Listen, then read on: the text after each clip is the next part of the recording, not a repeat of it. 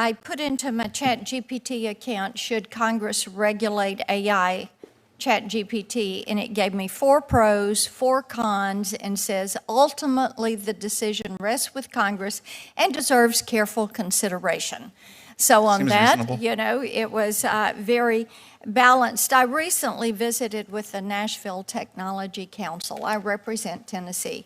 And of course, you had people there from healthcare, financial services, logistics, educational entities, and they're concerned about what they see happening with AI, with the utilizations for their companies. Miss Montgomery, you know, similar to you, they've got healthcare people are looking at disease analytics, they're looking at predictive diagnosis, how this can better the outcomes for patients. Logistics industry looking at ways to save time and money and yield efficiencies. You've got financial services that are saying, how does this work with quantum? How does it work with blockchain? How can we use this?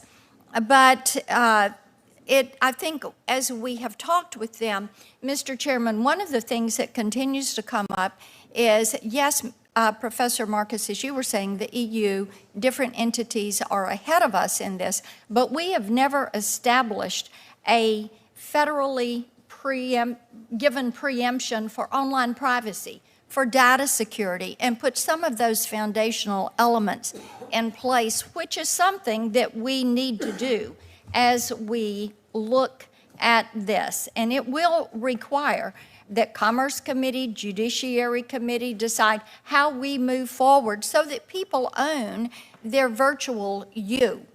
And Mr. Altman, I was glad to see last week that your OpenAI models are not going to be trained using consumer data.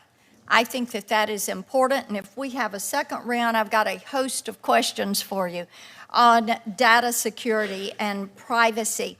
But I think it's important to let people control their virtual you, their information in these settings. And I want to come to you on music and content creation, because we've got a lot of songwriters and artists, and I think we have the best creative community on the face of the earth there in Tennessee. And they should be able to decide if their copyrighted songs and images are going to be used to train these models. And I'm concerned about OpenAI's jukebox. It offers some re-renditions in the style of Garth Brooks, which suggests that OpenAI is trained on Garth Brooks songs. I went in this weekend and I said, write me a song that sounds like Garth Brooks. And it gave me a different version of Simple Man.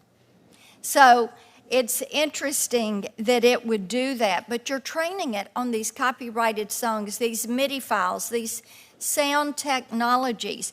So as you do this, who owns the rights to that AI-generated material?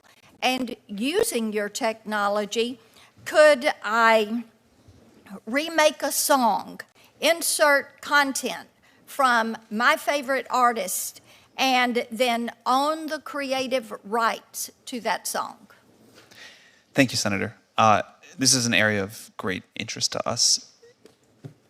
I would say, first of all, we think that creators deserve control over how their creations are used and what happens sort of beyond the point of them releasing it into the world. Second, I think that we need to figure out new ways with this new technology that creators can win, succeed, have a vibrant life, and I'm optimistic that this will present. Okay, then let me ask you this. How do you compensate the artist? That's exactly what I was going to say. Okay. We're working with artists now, visual artists, musicians, to figure out what people want. There's a lot of different opinions, unfortunately, and at some point we'll have to. Let me ask you this. Do you favor something like Sound Exchange that has worked in the area of radio? I'm not familiar with Sound Exchange, I'm sorry. Streaming. Okay. You've got your team behind you. Get back to me on that. That would be a third-party entity.